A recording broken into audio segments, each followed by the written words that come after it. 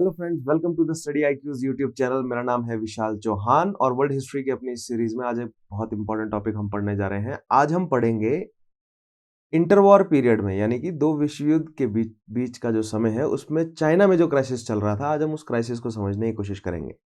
लेकिन आज के टॉपिक पर बढ़ने से पहले मैं स्टूडेंट्स को बताना चाहूंगा कि अगर उन्होंने अभी तक मेरे प्रीवियस सेशंस नहीं देखे हैं so make sure they watch all those previous sessions. Study IQ के चैनल पर अगर आप जाएंगे तो वहां पर आपको मेरे नाम से प्लेलिस्ट मिल जाएगी। उस प्लेलिस्ट को एक्सेस कीजिए, पिछले सेशंस को समझिए। अगर आप पिछले सेशंस नहीं देखेंगे, वर्ल्ड वॉर को अगर आप नहीं समझेंगे, यूरोप में जो उस समय समस्याएं थी, जो सिचुएशंस थी, जो पॉलिटिकल कॉन्फ्लिक्ट्स थे, उन सबको अगर आप नहीं सॉर्ट आउट करेंगे तो आप आगे आने वाले टॉपिक्स के साथ नहीं जुड़ पाएंगे। अगर आप वर्ल्ड वॉर 1 को थॉरली नहीं पढ़ते हैं तो आप वर्ल्ड वॉर 2 को अच्छे तरीके से नहीं समझ पाएंगे। तो मेरी आपसे रिक्वेस्ट है कि पिछले सेशंस को ज़रूर देखें। स्टडी आईक्यू के चैनल पर जाइए, आपको वहाँ पर मेरे नाम से प्लेलिस्ट मिल जाएगी, या अगर आप सिंपली यूट्यूब के सर्च बार पर मेरा नाम लिखते हैं विशाल चौहान, वहाँ से भी प्लेलिस्ट अवेलेबल हो जाएगी। Make sure you access all those previous sessions, उनको पढ़िए, थॉरली फॉलो कीजिए और आगे आने वाले टॉपिक्स के साथ भी जुड़े रहिएगा। और उन सेशंस के बीच में जो मैंने सवाल पूछे हैं उनके जवाब आप मुझे कमेंट के माध्यम से ज़रूर देंगे और अपना फीडबैक ज़रूर प्रोवाइड करेंगे। आपको सेशन अच्छे लगे, बुरे लगे, या जैसा भी आप फील करते हैं उन सेशंस के बारे में, make sure you provide us with your precious feedback. तो आइए शुरू करते हैं आज का हमारा सेशन। सो जैसा कि आप देख पा रहे हैं, interwar period, crisis in China आज हमें समझना है, ठीक है। सो सबसे पहले शुरू करते हैं एक बेसिक बैकग्राउंड के साथ। सो मैंने आपको चाइना के बारे में पहले भी बताया था कि किस तरह वहाँ पर किंग या मांचू डायनेस्टी थी और उसकी एम्प्रेस सिक्शी का रूल हमने पिछले, अगर आपने वो सब टॉपिक फॉलो किए हैं तो सिक्शीज का जो एम्प्रेस सिक्शी का जो रूल है उसको हमने थॉरली जो है वो पढ़ा था पहले। तो मैंने आपको बताया था कि 1908 में उनकी मृत्यु हो गई थी और फिर 1911 में एक रेवोल्यूशन के तहत जो मोनार्की है वो ख़त्म हो गई थी। कहाँ से? चाइना से। तो आज हम वही समझते हैं। सबसे पहले हम यहाँ पर देखेंगे एंड ऑफ द मोनार्की। हमें मोनार्की का एंड समझना है कैसे हुआ, राइट। सो पहला पॉइंट देखिएगा। Now in the early 1900s के शुरुआत में मैंने आपको बताया था कि किस तरह एम्प्रेस शिक्शी ने 1906 के आसपास रिफॉर्म्स लाने की कोशिश तो करी थी, लेकिन बहुत देर हो चुकी थी तब तक, और चाइना जो है वो वेस्टर्न इंपीरियलिस्टिक शक्तियों के कंट्रोल में लगभग आ ही चुका था। तो वो पूरा का पूरा प्रोसेस मैंने आपको समझाया ही है कि किस तरह कटिंग द चाइनीज मेलन वाला जो टॉपिक मैंने आपको कराया था ना, जिसमें मैंने आपको बताया था फ्रांस, ब्रिटेन, इन सब ने जो है वो किस तरह इंटीमिडेट किया चाइना को और इकोनॉमिकली जो है वो सबड्यू किया, और जो एम्प्रेस है उनके साथ जो है उनको जो है वो किस तरह मजबूर किया गया कि उनको कुछ जो है वो पोर्ट्स देने पड़े। ईस्ट इंडिया कंपनी हो, not east India company but जो इंग्लिश मर्चेंट्स हैं या फ्रेंच मर्चेंट्स हैं उन सबको, राइट। ईस्ट इंडिया कंपनी तो बहुत पहले से कोशिश कर रही थी, लेकिन फाइनली जो है वो 19 सेंचुरी के एंड में और 20th सेंचुरी के शुरुआत में जो है वो इन वेस्टर्न इंपीरियलिस्टिक शक्तियों को चाइना में सफलता मिली भी। तो वो सारे टॉपिक हम ऑलरेडी कवर कर चुके हैं। अगर आपने नहीं पढ़ा है वो, so make sure you watch all those previous session. जो चाइना के ऊपर मैंने जो एक स्पेसिफिक टॉपिक लिया भी था, राइट, इंपीरियलिज्म किस तरह चाइना में फैला था, वहाँ पर उस टॉपिक को अगर आप फॉलो करेंगे तो आप आज के टॉपिक से थॉरली रिलेट कर सकेंगे, राइट। तो पहला पॉइंट है, इन the early 1900s China was under the strong influence of many foreign countries. Many में से आप ब्रिटेन और फ्रांस को तो मान ही सकते हैं, उसके अलावा यूएस एक बड़ी शक्ति है, ठीक है। जापान भी जो है वो इंपीरियलिस्टिक शक्ति के रूप में कन्वर्ट हो चुका था in the early 20th century, right, which controlled almost all of its trade and economic resources. तो चाइना से होने वाला ट्रेड क्या था? चाइना में किया गया था ओपियम का ट्रेड, है ना। मैंने आपको ओपियम वॉर समझाया था, जिसमें मैंने आपको बताया था कि किस तरह चाइनीज जनता को लत लगाई गई थी अफीम की, और फिर धीरे धीरे जो है वो वहाँ की जो एरिस्टोक्रेसी है या वहाँ के जितने भी ट्रेडर्स हैं वो धीरे धीरे ओपियम बेस्ड इकोनॉमी में ट्रेड करने के लिए मजबूर हो गए थे, और तभी इकोनॉमिक कंट्रोल भी की गई थी इन वेस्टर्न इंपीरियलिस्टिक शक्तियों द्वारा चाइना की। उसके अलावा चाइना से टी का एक्सपोर्ट होता है, बहुत फाइन क्वालिटी की टी। चाइना से सिल्क का एक्सपोर्ट होता है, ठीक है। चाइना से सेरेमिक्स का एक्सपोर्ट होता है, बर्तन बनते हैं बहुत बहुत बेहतरीन, राइट। सो चाइना की ट्रेड और इकोनॉमिक रिसोर्सेस पर वेस्टर्न इंपीरियलिस्टिक शक्तियों को कंट्रोल था, और चाइना से बहुत सारा रॉ मटेरियल निकलता है, ठीक है। चाइना जो है वो कोलिंग स्टेशंस की तरह काम करता है, और अगर ईस्टर्न एशिया को, अगर वेस्टर्न यूरोपियन कंट्रीज को डोमिनेट करना है, तो अगर चाइना जैसे बड़े राष्ट्रों को वो कंट्रोल में रखते हैं तो अन्य राष्ट्रों पर भी कंट्रोल करने में काफ़ी उनको मदद मिल जाती है। तो चाइना के काफ़ी ज़्यादा फायदे थे किन के लिए? वेस्टर्न यूरोपियन कंट्रीज़ के लिए। तो वो मैंने आपको पूरा प्रोसीजर समझाया है कि किस तरह चाइना को इकोनॉमिकली और फिर कॉलोनाइज भी किया गया, ज़्यादा बड़े लेवल पर नहीं, लेकिन फिर भी कुछ हद तक कॉलोनाइज तो किया ही, right. Now this created a sense of resentment, ठीक है, sense of resentment among many sections of society. किसके खिलाफ? एम्परेस के खिलाफ, एम्परर के खिलाफ, यानी कि जो मोनार्की है, मोनार्की के खिलाफ जो है वो धीरे धीरे लोगों में रोष बढ़ने लगा। क्यों? क्योंकि जो ट्रेडर्स हैं वो पहले तो ओपियम जो ट्रेड रहा, राइट, ओपियम जो स्ट्रेटेजी रही, अफीम की लत लगाना लोगों को और फिर पूरा पूरा का पूरा जो है वो चाइना का ट्रेड ओपियम बेस्ड ही कर देना, इसकी वजह से तो लोग परेशान थे ही। और ऐसे में एम्परस या एम्परर कुछ कर भी नहीं पा रहे थे, इससे भी जो है लोगों में गुस्सा था, ठीक है। और धीरे धीरे नेशनलिज्म की भावना फैल भी रही थी, राइट। मैंने आपको बताया ना, नेशनलिज्म की भावना किस तरह यूरोप से शुरू हुई थी। और नेशन एस्टेब्लिश करना, मैंने आपको बताया था कि नेशन की डेफिनेशन यूरोप में क्या थी कि एक किसी पर्टिकुलर जोग्राफिकल रीजन में अगर सिमिलर कल्चरल और हिस्टोरिकल बैकग्राउंड शेयर करने वाले लोग रहते हैं तो वो अपने आप को एक नेशन के रूप में एस्टेब्लिश कर सकते हैं, जिसपे एक सर्टेन टाइप ऑफ गवर्नमेंट जो है वो शासन करे। अब वो गवर्नमेंट जो है वो constitutional monarchy, monarchy, democratic, Republic, किसी भी तरीके की हो सकती है, लेकिन नेशन की ये डेफिनेशन यूरोप से निकल कर आती है। तो जो चाइनीज जनता है वो पूरी की पूरी, पूरा का पूरा जो मेनलैंड चाइना वाला रीजन है वहां पर दो मुख्य भाषाएं बोली जाती हैं, कैंटनीज और मैंडेरिन, राइट। सो वो बटे हुए हैं लेकिन मुख्यतः उनका कल्चर जो है वो सेम है। तो यानी कि स्ट्रांग नेशन की भावना अगर प्रोपेल की जाए तो पैदा हो सकती है, राइट। सो मोनार्की के खिलाफ रिजेंटमेंट और नेशन बनाने की स्ट्रांग भावना, इस भावना को, इस फीलिंग को अगर मोटिवेट किया जाए लोगों के अंदर तो हो सकता है कि एक स्ट्रांग चाइनीज नेशन एस्टेब्लिश हो, राइट। सो इस डायरेक्शन में लोगों ने सोचना शुरू कर दिया, राइट। नेक्स्ट पॉइंट देखिएगा, दे स्टार्टेड क्रिटिसाइजिंग। अब उन्होंने क्रिटिसाइज करना शुरू किया। अब आप समझते हैं मोनार्की में कोई क्रिटिसाइज करेगा अगर तो उसका हश्र क्या किया जाता है, लेकिन ज़्यादा से ज़्यादा जब लोगों ने क्रिटिसाइज करना शुरू किया तो उसका इम्पैक्ट बढ़ जाता है। देखिए, अगर कोई डिक्टेटरशिप है या अगर कोई डिस्पोटिक रूल है बेसिकली, राइट, उसके खिलाफ अगर आप क्रिटिसाइज करते हैं अगर उसे, तो वो शुरू में आपका दमन करेगा। लेकिन अगर एक कंसिडरेबल अमाउंट ऑफ पीपल अगर क्रिटिसाइज करते हैं या रिबेल करते हैं तो प्रेशर बढ़ जाता है, राइट। वही हमें चाइना में देखने को मिलेगा, वही सेम पैटर्न हमें चाइना में भी देखने को मिलेगा। जुड़े रहिए, वो सारा पैटर्न आपको नजर आएगा, राइट। सबसे पहले हमें क्या देखना है कि जो मंचू डायनेस्टी है या जो क्विंग डायनेस्टी है उससे लोग परेशान है, क्योंकि क्विंग डायनेस्टी की पॉलिसीज की वजह से जो वेस्टर्न इंपीरियलिस्टिक शक्तियां हैं उन्होंने चाइना के मार्केट को कॉलोनाइज कर लिया था, राइट। इससे आम जनता परेशान हो गई थी। Now they started criticizing the existing state of affairs and believed that modernization and nationalism, आ गया ना, नेशनलिज्म और मॉडर्नाइजेशन करना। अब देखिए, चाइना की आर्मी जो है वो अभी तक मॉडर्नाइज नहीं हुई थी। क्विंग डायनेस्टी के अंडर मॉडर्नाइजेशन की कोशिश की गई थी, लेकिन उस हद तक जिस तरह जापान ने अपने आप को इंडस्ट्रियलाइज करके अपनी सेना को मॉडर्नाइज किया था, रशिया ने एक जो है वो प्रॉपर रेलवेज वगैरह स्टेब्लिश करके अपने आप को मॉडर्नाइज कर लिया था, चाइना के पड़ोसियों की बात कर रहा हूँ, राइट। भारत में तो अंग्रेजी थे ही, तो अंग्रेजों ने भारत में प्रॉपर जो है वो वेस्टर्न तर्ज पे तैयार सेना बना ही रखी थी। सो चाइना के जनता को भी अभी लग रहा था कि अगर हमें अपने आप को एक स्ट्रांग नेशन के रूप में एस्टेब्लिश करना है तो स्ट्रांग मिलिट्री और खास तौर पर वेस्टर्न तर्ज पर प्रिपेयर्ड मिलिट्री चाइना में भी होना बहुत अनिवार्य है। यह भावना लोगों के मन में आने लगी। और not just army, modernization does not stand for strong modernized army but also industrialized type of economy, right. एक मर्केंटाइल इकोनॉमी एस्टेब्लिश करनी है, एजुकेशन को प्रमोट करना है, हेल्थ सेक्टर को प्रमोट करना है, सर्विस सेक्टर को प्रमोट करना है। सो वही सारी चीज़ें जो अन्य यूरोपियन कंट्रीज में हो रही थी, राइट, वो अब चाइना में भी होनी चाहिए। और नेशनलिज्म, अब चाइनीज लोग जो हैं वो शुरू से ही बहुत प्राउड रहे हैं अपने एंशिएंट हिस्ट्री को लेकर, क्योंकि चाइना ने वेस्ट को बहुत बहुत कुछ दिया है। सो चाइनीज लोगों में ऑलरेडी नेशनलिज्म कूट कूट कर भरा है, लेकिन अब उसको यूनिफाई करने की जरूरत है। क्यों? क्योंकि मैंने आपको बताया है कि अगर वेस्टर्न शक्तियों को, क्विंग डायनेस्टी को कमजोर करना है तो बेसिकली उसकी अथॉरिटी को डिसेंट्रलाइज करना पड़ेगा।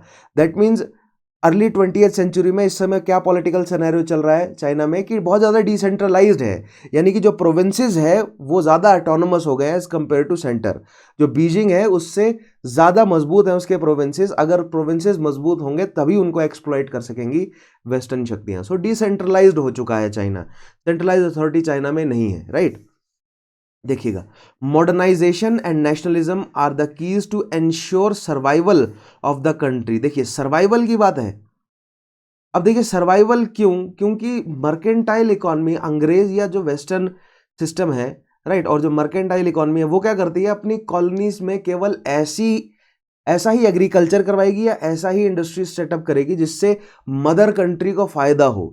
यानी चाइना में केवल ऐसी कैश क्रॉप्स उगाई जाने लगी जिससे केवल मदर कंट्री को फायदा हो। यानी कि अगर जिस रीजन पर ब्रिटेन का कंट्रोल है या जिस रीजन पर फ्रांस का कंट्रोल है या जिस रीजन पर यूएस का कंट्रोल है, वहां पर ऐसी खेती की जा रही है, ऐसी इंडस्ट्री एस्टेब्लिश की जा रही है जिससे केवल ब्रिटेन, फ्रांस और यूएस यानी कि द रिस्पेक्टिव जो इंपीरियलिस्टिक शक्ति है उसको फायदा हो। यानी कि जो चाइना की जनता है उसके लिए खाने की कमी हो जा रही है, राइट।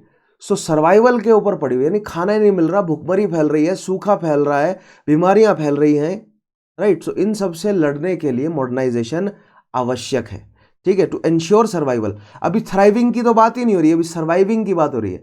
पहले सर्वाइवल तो करें हम, right. Now gradually demand grew from modernization of economy. अब देखिए डिमांड्स कहां से कहां तक बढ़ी। सबसे पहले क्या, मॉडर्नाइजेशन ऑफ इकोनॉमी। अभी कौन सी इकोनॉमी चल रही है, इंपीरियलिस्टिक कॉलोनिक जो कॉलोनाइजेशन पे बेस्ड इकोनॉमी है, उसके बजाय जो है वो एक सेंट्रलाइज, चाइना को सेंट्रलाइज किया जाए और चाइना अपनी इकोनॉमी को खुद से सशक्त करे। तो मॉडर्नाइजेशन चाहिए इकोनॉमी का, ठीक है। कंस्ट्रक्शन फैक्ट्रीज, ऐसी फैक्ट्रीज एस्टेब्लिश करें जो फर्दर कंस्ट्रक्शंस में मदद करें, यानी कि infra as well as infrastructure तो डेवलप हो ही लेकिन एडमिनिस्ट्रेशन भी दुरुस्त हो, या एडमिनिस्ट्रेशन और ट्रांसपोर्टेशन, कम्युनिकेशन, ये सारे फील्ड में जो है वो काम करना बहुत ज़रूरी है। And to reform education, education को रिफॉर्म करना बहुत आवश्यक है। तो ये सारी चीज़ों पर धीरे धीरे लोगों ने डिमांड करनी शुरू करी। तो ये पॉइंट्स बहुत इंपॉर्टेंट है, आपको इन्हें फॉलो करना पड़ेगा। आंसर राइटिंग में आप डायरेक्ट चीज़ें लिखेंगे, लोगों की डिमांड्स क्या थी। लोगों की डिमांड्स थी modernization of economy, construction factories या इंडस्ट्रियलाइजेशन किया जाए, कम्युनिकेशन को दुरुस्त किया जाए, ट्रांसपोर्टेशन को दुरुस्त किया जाए, एजुकेशन को रिफॉर्म किया जाए, हेल्थ सेक्टर में काम किया जाए, सर्विस सेक्टर में काम किया जाए, राइट, मिलिट्री को दुरुस्त किया जाए, एडमिनिस्ट्रेशन को सेंट्रलाइज किया जाए, प्रोविंसेस और सेंटर, प्रोविंशियल और एज वेल एज सेंट्रल जो एडमिनिस्ट्रेशन है उसमें कोहेरेंसी लाई जाए।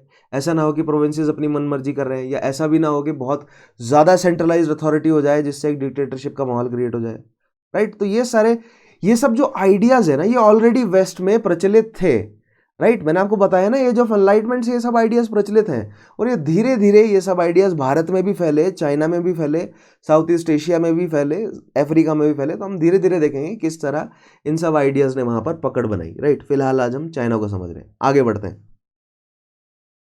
Now the imperial government responded by introducing reforms, right. अब देखिए इंपीरियल गवर्नमेंट, मैंने बोला ना 1906 में रिफॉर्म्स लाए गए, ठीक है। सो इंपीरियल गवर्नमेंट पर प्रेशर था। अब इंपीरियल गवर्नमेंट ने रिफॉर्म्स देखिए कहां से लाए, introducing reforms, promising democracy, promise की गई कि सर्टेन लेवल ऑफ डेमोक्रेसी लाई जाएगी, and setting up elected provincial assemblies. देखिएगा डेमोक्रेसी अगर कोई मोनार्की लाना चाह रही है या जहां जहां पर डेमोक्रेसी लाई गई है, इसका मतलब ये नहीं है कि पूरा का पूरा रिपब्लिक एस्टेब्लिश कर लिया जाए, या उनका एजेंडा है कि रिपब्लिक ही लेकर आएंगे। डेमोक्रेसी लाने का मतलब ये है कि जो सबॉर्डिनेट लेवल पर, यानी कि जो प्रोविंशियल असेंबलीज है फॉर एग्जांपल, उनको एटलीस्ट इलेक्टेड कर दिया जाएगा, लेकिन सेंटर में तो मोनार्की ही रहेगी। तो कॉन्स्टिट्यूशनल मोनार्की, लाइक मैंने आपको बोला था ना कि चाइना ने जो है वो डेलीगेशन अपना भेजा था और फाइनल कंक्लूजन ये निकला था कि जापान में जिस तरह कॉन्स्टिट्यूशनल मोनार्की आई है वैसी ही कुछ कॉन्स्टिट्यूशनल मोनार्की चाइना में भी लाई जाए, राइट। सो उस तरह के रिफॉर्म्स और खास तौर पर एक डेमोक्रेसी एस्टेब्लिश करना, एटलीस्ट प्रोविंसेस में जो प्रोविंशियल असेंबलीज है उनको डेमोक्रेटिकली इलेक्ट करने का प्रॉमिस जो है वो किया गया क्विंग डायनेस्टी द्वारा। लेकिन क्या लोगों के लिए सफिशिएंट था? नहीं था, क्योंकि लोगों को पता था कि इलेक्शंस रिग्ड होंगे, ठीक है, बहुत सारी कमियां हैं, हमें जड़ से जो है वो खत्म करना है, रिपब्लिक एस्टेब्लिश करना है। लोगों की डिमांड ये थी कि जड़ से खत्म किया जाए, रिपब्लिक एस्टेब्लिश किया जाए, ठीक है। However these measures were too vague, vague मतलब कि हवा की बात थी, वो लोगों को पता था कि ये इंप्लीमेंट नहीं किए जाएंगे, एंड वर नेवर इंप्लीमेंटेड। देखिएगा इंप्लीमेंट किए ही नहीं गए, never implemented fully, and hence failed to placate the demands. जो डिमांड्स थी उनको फुलफिल करने में कामयाब नहीं रहे, यानी कि लोगों की जो रिजेंटमेंट है, लोगों में जो गुस्सा है, उस गुस्से को वो जस्टिफाई नहीं कर सके, और नॉट जस्ट जस्टिफाई लेकिन उस गुस्से को शांत करने में कामयाब नहीं रहे, right. On the contrary it only emboldened the provinces to distance themself. अब देखिए प्रोविंसेस ऑलरेडी वेस्टर्न शक्तियों के कंट्रोल में है और ये सब वेस्टर्न आइडियाज हैं जो मोनार्की को खतरा डाल रहे हैं चाइना की, राइट। और अगर मोनार्की डेमोक्रेसी प्रॉमिस कर रही है और फिर डेमोक्रेसी लेकर नहीं आ रही है तो जो प्रोविंसेस है वो उनका पॉइंट जो है वो सिद्ध हो जाता है कि मोनार्की जो है वो प्रोविंसेस में ऑटोनॉमी लाने की तरफ काम करेगी ही नहीं, क्योंकि जो प्रोविंसेस का जो इंटेलिजेंसिया है वो ये कह रहा है कि मोनार्की और जो एग्जिस्टिंग प्रोविंशियल सिस्टम है ये दोनों वेस्टर्न शक्तियों के आगे झुक गए हैं, हमें इनसे बाहर निकलना है, ठीक है, हमें एक नेशन एस्टेब्लिश करना है, एक स्ट्रांग नेशन एस्टेब्लिश करना है चाइना का, right. On the contrary, it only emboldened the provinces to distance themselves still further from the central government. Central government से प्रोविंसेस और दूर हो गए। जो प्रोविंसेस जो सेंट्रल गवर्नमेंट की पहले ही बात नहीं मान रहे थे वो और दूर हो गए। कब? 1906 के बाद, जब इंपीरियल सरकार ने जो रिफॉर्म्स लाने के लिए प्रॉमिस किया लेकिन ज़्यादा रिफॉर्म्स वो नहीं ला सके, इसलिए जो प्रोविंसेस हैं वो सेंट्रल गवर्नमेंट से दूर हो गई। Now it was against this backdrop that soldiers in Wuchang rebel. अब वुशैंग जो है वो is a district in Wuhan, right, rebelled against authorities October 1911। अब फाइनली जो है वो रिबेल कर दिया गया वुशैंग में अक्टूबर 1911 में। अथॉरिटीज कौन? जो सेंट्रल बीजिंग की जो अथॉरिटी है उसके खिलाफ रिबेल कर दिया गया। अब रिबेल हुआ है, अब बीजिंग इस रिबेल को सप्रेस करने की कोशिश करेगा। सो आइए देखते हैं बीजिंग ने किसको इंट्रोड्यूस किया इस रिबेल को सप्रेस करने के लिए। देख रहे हैं पूरा प्रोसीजर, समझ रहे हैं आप? जो क्विंग डायनेस्टी की कमजोरी मैंने आपको बताई थी, ठीक है, किस तरह वेस्टर्न इंपीरियलिस्टिक शक्तियों ने किंग डायनेस्टी को इकोनॉमिकली अपने चंगुल में लिया, फिर किंग डायनेस्टी को जो है वो काफी इकोनॉमिक सैंक्शंस देने पड़े, किसे? वेस्टर्न यूरोपियन शक्तियों को, जिससे जो प्रोविंसेस हैं वो सेंटर से नाराज हो गई। अब प्रोविंसेस ने रिफॉर्म्स की डिमांड करी, रिफॉर्म्स जो प्रॉमिस किए गए उनको जब फुलफिल नहीं किया गया तो फाइनली हमें वुशैंग में रिबेल नजर आती है, ठीक है। तो ये पूरा प्रोसीजर, आई होप अगर आपने पिछला टॉपिक देखा है तो आप थॉरोली कनेक्ट कर सकेंगे। अभी नेक्स्ट देखिए। Now this was a serious blow to the prestige of authority. What was the serious blow? जो रिबेल हुआ है वुशैंग में, this was a serious blow to the prestige of the authority of the government. It also embolden. अब देखिए, एक ने rebel किया है तो बाकियों को हौसला आ गया, बाकी प्रोविंसेस को, कि हम भी रिबेल करेंगे। Many regional leaders and most provinces quickly declared themselves independent. अब प्रोविंसेस ने अपने आप को इंडिपेंडेंट घोषित कर दिया। अब किसी भी देश के लिए यह सबसे बड़ा संकट है कि उसके प्रोविंसेस अपने आप को इंडिपेंडेंट घोषित कर दें। जब भी मैं बोलता हूं और कई जगह पर इल्जाम लगाया जाएगा कि भारत की पहली सरकार, नेहरू जी की सरकार, क्या वो एक डिक्टेटरशिप था? ठीक है, क्यों? क्योंकि वो बहुत टाइटली जो है वो पकड़कर बैठे हुए थे सभी राज्यों को। तो यहां पर आप एक पॉइंट ये दे सकते हैं कि भारत के लिए सबसे बड़ी समस्या, या नॉट जस्ट सबसे बड़ी समस्या, लेकिन सबसे बड़ी समस्याओं में से एक समस्या एज अ यंग नेशन ये थी कि बिखर ना जाए कहीं भारत। इसीलिए एक स्ट्रांग सरकार का होना बहुत जरूरी है, ठीक है। इसीलिए हमें यहां पर यह देखने को मिलेगा, चाइना में भी यह देखने को मिलेगा कि जब मोनार्की खत्म हुई तो उसके बाद जो सरकार एस्टेब्लिश हुई वो भी डिक्टेटरशिप की तरफ बढ़ी। लेकिन क्या वो डिक्टेटरशिप कामयाब हो सकी या नहीं, आज हम समझने की कोशिश करेंगे। तो हम भारत की पोस्ट देखिए, मैं ये पोस्ट इंडिपेंडेंस वाला टॉपिक इसलिए इंट्रोड्यूस करना शुरू कर रहा हूं धीरे धीरे, क्योंकि अब वर्ल्ड हिस्ट्री के बाद हमने पोस्ट इंडिपेंडेंस में एंटर करना है ना। तो यहां पर हमें पता होना चाहिए कि पोस्ट इंडिपेंडेंस को लेकर क्या क्या सवाल है। तो ये सवाल बनता है कि क्या नेहरू जी की सरकार डिक्टेटरशिप थी या नहीं थी, ठीक है। कहने का मतलब ये कि क्या वो ज्यादा अथॉरिटी थी सेंटर के पास या नहीं, और अगर थी तो पॉजिटिव असर क्या थे, नेगेटिव असर क्या थे। तो मैंने आपको बोला ना, हमें एक बैलेंस्ड जो है वो आंसर प्रिपेयर करना होता है, ठीक है। तो चाइना के केस में भी आपको एक बैलेंस आंसर प्रिपेयर करना ही पड़ेगा। देखिएगा, it also embolden many regional leaders को भी हौसला आया, and most provinces quickly declared themselves independent. उन्होंने खुद को इंडिपेंडेंट घोषित कर दिया ऑफ किससे? बीजिंग से, क्योंकि सेंटर का था क्विंग डायनेस्टी का बीजिंग में। Now to manage the situation the imperial government brought in retired general Yuan Shikai. अब देखिए, युआन शिकाय को लेकर आया गया, रिटायर्ड जनरल थे, ठीक है, बीजिंग आर्मी के, उनको लेकर आया गया कि सिचुएशन को मैनेज किया जाए। लेकिन यहां पर समस्या कुछ और थी, क्योंकि युआन शिकाय जो ऑलरेडी काफी पॉपुलर थे, उनको जैसी अथॉरिटी दी गई इस रिबेल को कुचलने की, उनके कुछ और डिजाइन थे। देखिएगा, but the general had his own designs. क्या डिजाइन्स थे? वो पहले से सोच के आए थे कि अगर मुझे शक्ति मिलती है तो मैं मोनार्की को उखाड़ कर फेंकूंगा। He entered into an agreement with the revolutionaries in which he agreed to help them to and the मंचू dynasty. ठीक है, अब देखिए जो रेवोल्यूशनरीज थे उनसे ही हाथ मिला लिया किसने, युआन शिकाय ने, क्योंकि युआन शिकाय भी एक वेटरन थे चाइना के और नेशनलिस्ट तो थे ही, और वो जानते थे भली भांति कि जो क्विंग डायनेस्टी है ये इन्होंने देश को लगभग वेस्टर्न शक्तियों को बेच दिया है, तो हमें फिर से जो है वो चाइना को उसकी पास्ट ग्लोरी तक पहुंचाना है। तो मैंने आपको बताया ना, Chinese people are really proud of their ancient history, right.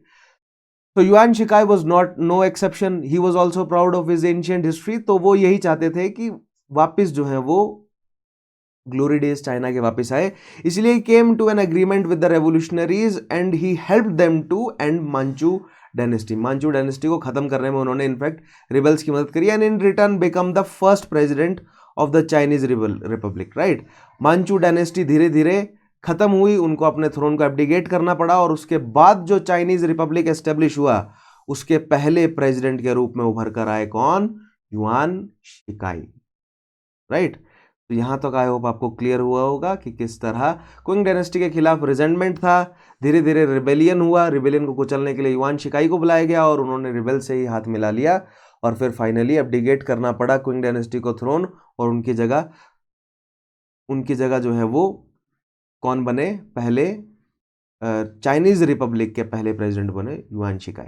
ठीक है, आगे बढ़ते हैं ना। With the support of the army के सपोर्ट से revolutionaries were able to overthrow the government. अब देखिए आर्मी किसके कंट्रोल में, युआन शिकाई के कंट्रोल में, रेवोल्यूशनरीज कहां पर, हर एक प्रोविंस में या ज्यादातर प्रोविंसेस में, they were able to overthrow the government. ठीक है, गवर्नमेंट किसकी, मंचू डायनेस्टी यानी कि क्विंग डायनेस्टी की, and establish a republic state, और उसकी जगह क्या एस्टेब्लिश किया गया, एक रिपब्लिक स्टेट। देखिए जब हम भारत के रिपब्लिक को स्टडी करते हैं ना तो हमारे पास एक बहुत इंपॉर्टेंट पॉइंट आता है, वो है कॉन्स्टिट्यूशन। तो क्या एक स्ट्रॉन्ग कॉन्स्टिट्यूशन के बगैर एक राष्ट्र एस्टेब्लिश हो सकता है, एक रिपब्लिक नेशन एस्टेब्लिश हो सकता है या नहीं, राइट। तो ये एक बहुत बड़ा सवाल है। तो चाइना के रिपब्लिक के फेलियर के पीछे, राइट, कितनी हद तक आप कह सकते हैं कि एक कॉन्स्टिट्यूशन की कमी जो है वो कारण थी, कि एक ठोस रिपब्लिक, एक रिपब्लिक को एस्टेब्लिश करने के लिए कॉन्स्टिट्यूशन कितना इंपॉर्टेंट है, यहां पर ये सवाल बनता है बेसिकली। तो कॉन्स्टिट्यूशन की इंपॉर्टेंस पर आप बहुत ध्यान देंगे खासा। अब ये सारे पॉइंट्स मैं क्यों लेकर आ रहा हूं, क्योंकि मैंने बोला ना पोस्ट इंडिपेंडेंस में मुझे कहानी घुसानी है, अब वर्ल्ड हिस्ट्री से पोस्ट इंडिपेंडेंस की तरफ लेके जाना है। तो कॉन्स्टिट्यूशन की importance young nation of India के लिए क्या थी, उस कॉन्सेप्ट को हमें धीरे धीरे प्रिपेयर करना है। और जब हम भारत के लिए इंपॉर्टेंस समझेंगे तो हम चाइना के लिए भी समझेंगे, हम जापान के लिए भी समझेंगे, हम यूएस के लिए, यूके के लिए, सबके लिए कॉन्स्टिट्यूशन की इंपॉर्टेंस समझेंगे। ठीक है, मेरे साथ जुड़े रहिए, बहुत छोटी छोटी चीजें हैं, मैं माहिर बना दूंगा आपको इन छोटी छोटी चीजों में। ठीक है, और अगर आपने पिछले सेशंस नहीं देखे हैं so make sure you watch all those previous sessions. Study IQ के चैनल पर जाएंगे, आप पिछले सेशंस एक्सेस कीजिए, मेक श्योर आप थॉरली उनको फॉलो करें। ठीक है, क्योंकि अगर आप रेगुलरली फॉलो कर रहे हैं ना तो क्लियरली आप ये बात से सहमत होंगे कि पिछले सेशंस अगर देखे हों तभी आज का सेशन और अगले सेशन पढ़ने में मजा आएगा, है ना। ठीक है, अगर ऐसा है तो मुझे कमेंट में बताइएगा कि हाँ या ना। ठीक है, नाउ नेक्स्ट पॉइंट देखिएगा, एज अग्रीड अपॉन, क्या अग्री किया गया था देखिएगा, yuan became the president and ruled from 1912 से 1915 तक युआन ने रूल किया, फाइनली उनकी मृत्यु हो गई, right. However general Yuan's rule was anything but democratic, लेकिन पॉइंट ये है कि जनरल युआन का रूल डेमोक्रेटिक नहीं था, क्योंकि वहां पर एक स्ट्रॉन्ग कॉन्स्टिट्यूशन की कमी थी। और मैंने आपको बताया ना कि शुरुआत में जो यंग नेशन होता है उसके लिए एक स्ट्रॉन्ग लीडरशिप की जरूरत होती है। देखिए मैं यहाँ डिक्टेटरशिप वर्ड नहीं यूज कर रहा हूँ, क्योंकि डिक्टेटरशिप एक बहुत नेगेटिव सेंस में यूज हो गया है वर्ड, या यूज हो चुका है थ्रू आउट हिस्ट्री। ठीक है, या थ्रू आउट जितने भी इंटेलेक्चुअल्स हैं उन्होंने डिक्टेटरशिप को एक बहुत नेगेटिव सेंस में यूज कर दिया, और नेगेटिव सेंस में रहा भी, क्योंकि जिन भी व्यक्तित्वों के लिए डिक्टेटर वर्ड यूज किया गया उन्होंने बहुत गलत काम किए भी हैं। ठीक है, तो यहां पर हम एक स्ट्रॉन्ग लीडरशिप वर्ड यूज करते हैं। तो स्ट्रॉन्ग लीडरशिप की जरूरत थी एक यंग नेशन को, या एक स्ट्रॉन्ग लीडरशिप की जरूरत होती है एक यंग नेशन को, राइट। सो चाइना का एक यंग रिपब्लिक जो अभी अभी रिपब्लिक एस्टेब्लिश हुआ है उसको एक स्ट्रॉन्ग लीडरशिप की जरूरत थी, जो कि युआन ने प्रोवाइड भी करी, राइट। लेकिन उसको वेस्टर्न शक्तियों ने या वेस्टर्न इतिहासकारों ने डिक्टेटरशिप क्यों कहा, आइए देखते हैं। ठीक है, for 3 years he was in power, हु, Yuan was in power, he functioned as a military dictator, उन्होंने एक मिलिट्री डिक्टेटर की तरह काम किया। पहली बात तो जो डिक्टेटरशिप है वो ज़्यादातर आपको देखने को मिलेगी कि किसी ना किसी मिलिट्री जर्नल द्वारा एस्टेब्लिश्ड होगी, जिसने वहाँ की या तो कॉन्स्टिट्यूशनल सरकार या तो मोनार्कियल सरकार को ओवरथ्रो किया होगा अपनी मिलिट्री कमांड या मिलिट्री अथॉरिटी के बल पर। ठीक है, सो एक डिक्टेटरशिप का मतलब क्या होता है कि एक व्यक्ति या उसकी छोटी सी काउंसिल सभी राष्ट्र के फैसले ले, तो उसको एक डिक्टेटरशिप कहा जाता है, right. Now yuan concentrated unlimited power in his hands and ignored the parliament, parliament का इग्नोर किया गया जिसको इलेक्ट किया गया था, मतलब या थियोरेटिकली इलेक्ट किया गया था। This increase tension between president and pro democratic, अब यहां पर प्रो डेमोक्रेटिक KMT आएगी। देखिए, जब आर्मी ने क्विंग डायनेस्टी को हराया तो ऐसा नहीं है कि तुरंत जो है वो एस्टेब्लिश कर दी गई डिक्टेटरशिप, नहीं। KMT या कुमिनटांग, आगे मैं आपको बताऊंगा क्या है, ये नेशनलिस्ट पार्टी है, इसी के ही लीडर के रूप में प्रेसिडेंट की तरह एस्टेब्लिश हुए थे युआन, राइट। यानी कि उनकी जो पार्लियामेंट है उसमें KMT के मेंबर थे, ठीक है। लेकिन उन पार्लियामेंट की बात मानना जो है वो KMT ने मना कर दी या कम कर दी, और अपनी मिलिट्री अथॉरिटी के दम पर उन्होंने इस पार्लियामेंट को सप्रेस करके भी रखा, जिससे प्रेसिडेंट और प्रो डेमोक्रेटिक KMT के बीच में प्रेशर आया, टेंशन बनी, राइट। तो यहां पर अगर आप यहां पर आप ये जो है वो कंक्लूड कर सकते हैं कि जो युआन है वो प्रेसिडेंट बने थे एक डेमोक्रेटिक सरकार के ही, जिसमें मुख्य तौर पर KMT जो पार्टी है इसके लीडर्स थे पार्लियामेंट में, राइट। और KMT से ही बिलोंग करते थे युआन, लेकिन अपनी मिलिट्री अथॉरिटी की वजह से उन्होंने एक डिक्टेटरशिप एस्टेब्लिश कर ली, राइट। आगे बढ़ते हैं। Now general Yuan's ambition, general Yuan's का एम्बिशन देखिए क्या है। General Yuan's ambitions reached its peak when in December 1915 it was announced that the republic would be recognised back into a monarchy. अब देखिए यहां पर जो है वो हद हो गई, हद पार कर दी जनरल युआन ने जब उसने रिपब्लिक को वापस मोनार्की घोषित कर दिया, with president Yuan as the emperor, और खुद को जो है वो उसने चाइना का एम्परर घोषित कर दिया। तो ये बात KMT को बिल्कुल भी पसंद नहीं आई, क्योंकि KMT जो है वो प्रो डेमोक्रेटिक थी, और KMT जो है वो काफी समय से, KMT नाम जो है वो बाद में एस्टेब्लिश हुआ, लेकिन जो इसके लीडर्स हैं वो काफी समय से एक रिपब्लिक एस्टेब्लिश करने के लिए जो है वो काम कर रहे थे चाइना में, ठीक है। सो मोनार्की वापस एस्टेब्लिश हो गई चाइना में, लेकिन वो मोनार्की ज्यादा समय तक चली नहीं, ठीक है। But this prove to be disastrous, ज्यादा समय तक मोनार्की चली नहीं, ठीक है। Many sections opposed decision strongly, many sections में से KMT तो था ही, लेकिन प्रोविंसेस ने भी अपोज किया। The provincial leaders saw it as a step toward centralization. देखिए प्रोविंशियल लीडर्स के लिए क्या समस्या थी, उनको लगा कि मोनार्की एस्टेब्लिश होगी तो अथॉरिटी फिर से सेंट्रलाइज्ड हो जाएगी। तो देखिए राष्ट्र के लिए सेंट्रलाइज अथॉरिटी काम की है, मतलब जरूरत होती है सेंट्रलाइज अथॉरिटी की, लेकिन प्रोविंसेस के लिए सेंट्रलाइज अथॉरिटी नुकसानदेह होती है। फॉर एग्जांपल, अगर सेंट्रलाइज अथॉरिटी होगी तो इकोनॉमी में देखिए, इकोनॉमी के स्फेयर में क्या होता है, अगर सेंट्रलाइज्ड बहुत, अगर जो अथॉरिटी है या जो भी राज्य है वो बहुत ज़्यादा सेंट्रलाइज्ड है, तो जितना भी पैसा है, राइट, जितना भी मॉनेटरी है वो सब किसके पास जाएगा, वो सब सेंटर के पास जाएगा, और फिर सेंटर जो है वो राज्यों को बांटेगा, राज्यों को उनके बजट के हिसाब से, राइट, राज्यों को उनके बजट के हिसाब से सेंटर पैसे बांटेगा।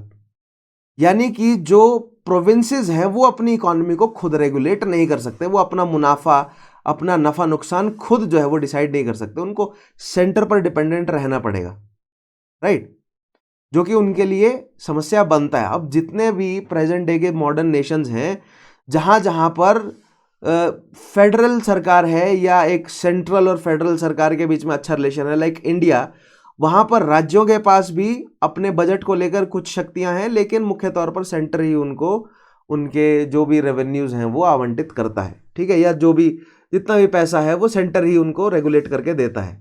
खैर, चाइना की बात करते हैं, पहले भारत तक पहुंचेंगे, भारत के इकोनॉमिक सिस्टम को, पॉलिटिकल सिस्टम को धीरे धीरे हम एस्टेब्लिश करेंगे, ठीक है ना। यहां पर आपको बेसिक चीज ये समझनी है कि प्रोविंशियल लीडर्स को समस्या क्या थी सेंट्रलाइज अथॉरिटी से, ये आपको पता होना चाहिए, ये कॉन्सेप्ट आपको पता होना चाहिए, राइट ना। Even the closest supporters of yuan शंड him, जो क्लोजेस्ट सपोर्टर्स है ना, जैसे कि जो बीजिंग के ही जो लोग थे, उन्होंने भी युआन को युआन के इस मोनार्की को एस्टेब्लिश करने वाला जो फैसला है इसका अपोज किया, right.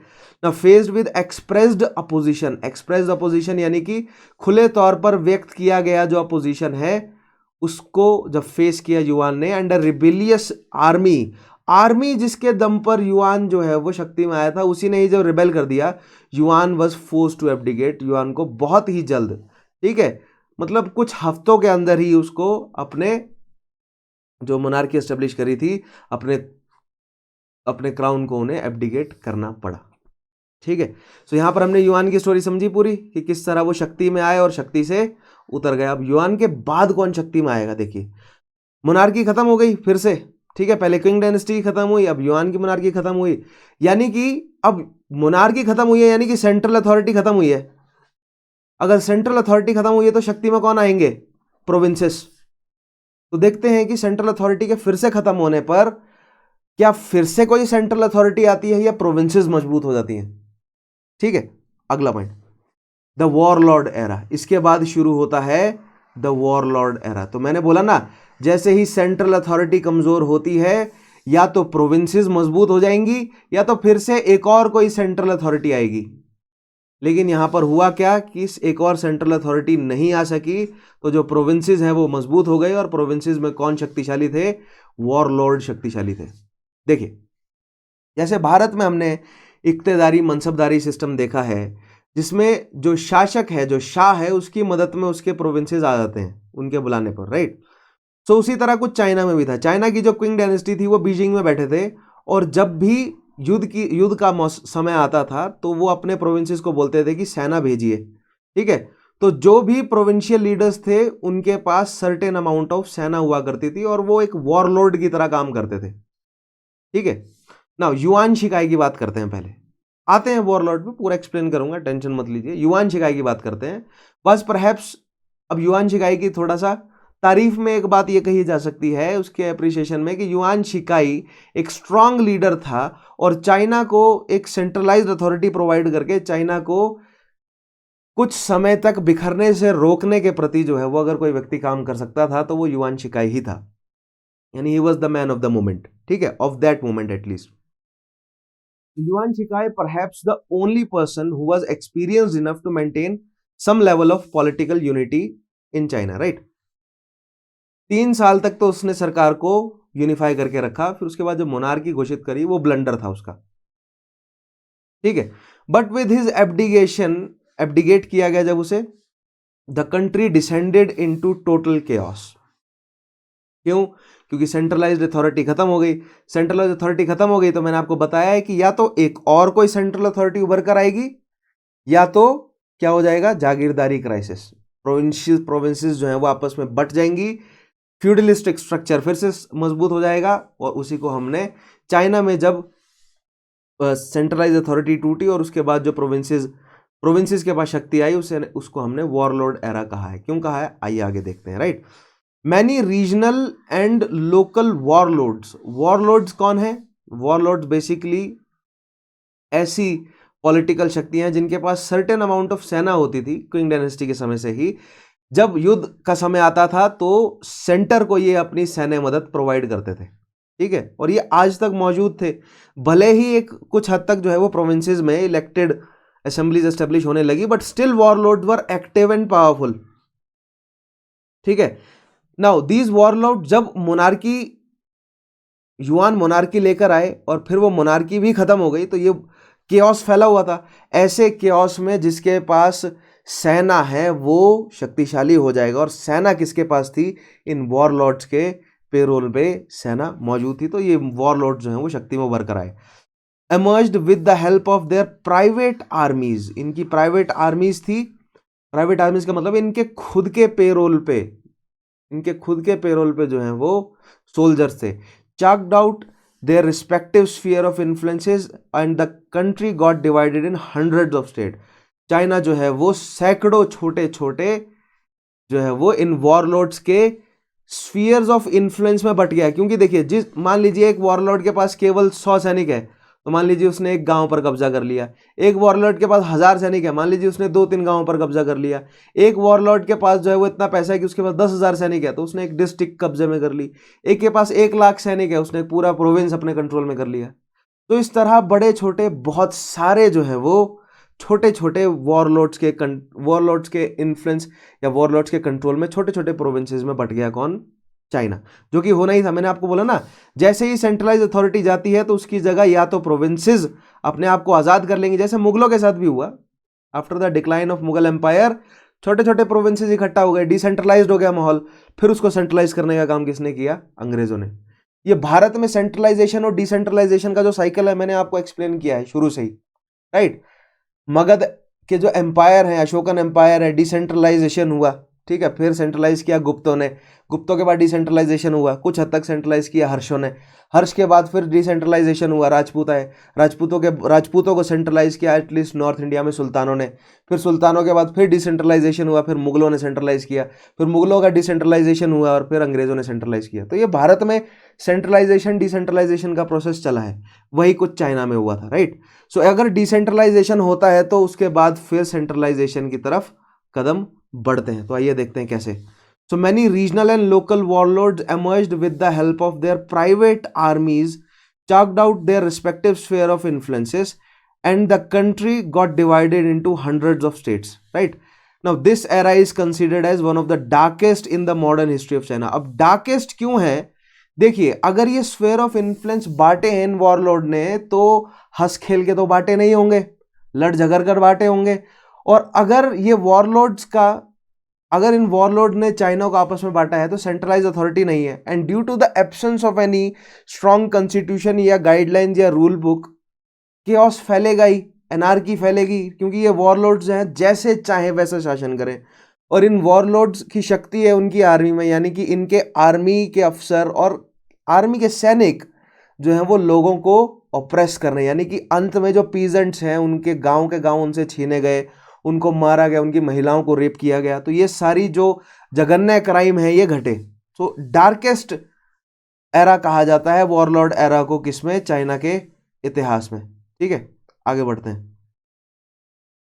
Right, so there was economic. अब देखिए इससे क्या होगा, अगर सेंट्रलाइज्ड अथॉरिटी नहीं होगी इतने बड़े देश में तो डिसेंट्रलाइज रहेगा तो इकोनॉमिक रिसेशन आएगा ही।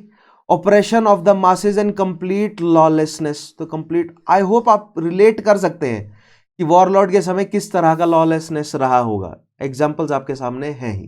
ठीक है, आगे बढ़ते हैं।